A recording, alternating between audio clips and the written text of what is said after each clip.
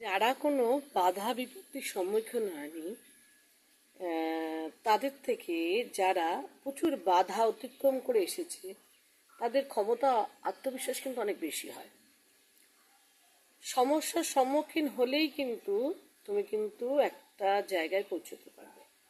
আর যারা সমস্যার সম্মুখীন হয়ে নিরুৎসাহ হয়ে যায়, তারা কিন্তু কখনো জয়ী হতে পারে না।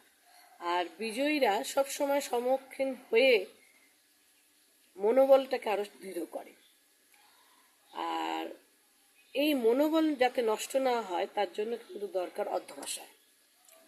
একটা ইংরেজি শব্দ, মানে শব্দ বলবো কি, প্রবাদ আছে যে শান্ত সমুদ্রে, অর্থাৎ একজন দক্ষ নাবিক শান্ত সমুদ্রে তার জাহাজ চালাতে পছন্দ করে না। সে সবসময় উত্তাল সমুদ্রে তার জাহাজটাকে চালানো পছন্দ করে, কারণ সে তো দক্ষ। শান্ত সমুদ্রে তো যে কেউ জাহাজ চালাতে পারে, তাই না? তাই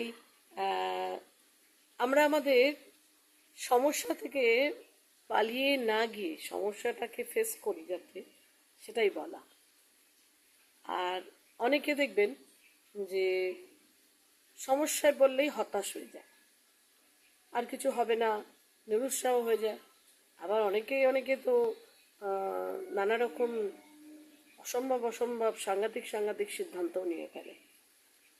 কিন্তু আমি বলবো, এই কঠিন সময় তুমি যে আগে যে তোমার অধ্যবসায় যে করেছিলে, সেটার পরিচয় কিন্তু তুমি এই যখন তুমি কঠিন সমস্যায় পড়বে, সেই সময় কিন্তু সেইটা প্রয়োগ করবে। তোমার অধ্যবসায় এই সময়ের প্রচুর পরিমাণে প্রয়োজন।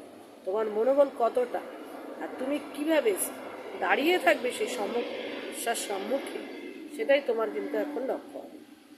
সমস্যা তো জীবনে আসবেই। এমন কোনো মানুষ কিংবা এমন কোনো পরিস্থিতি নেই যে সমস্যা হয়নি সেখানে।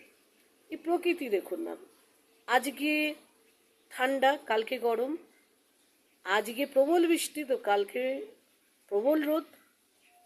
এগুলো তো আমরাই ফেস করছি, আমরা তো এইভাবে তৈরি হয়ে গেছি জীবনে।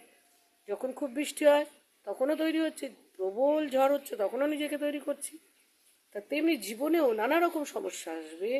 আজ ভালো কাল খারাপ, আজ আর্থিক অবস্থা প্রচণ্ড ভালো, কালকে আর্থিক অবস্থা প্রচণ্ড খারাপ। তা বলে হেরে যাব?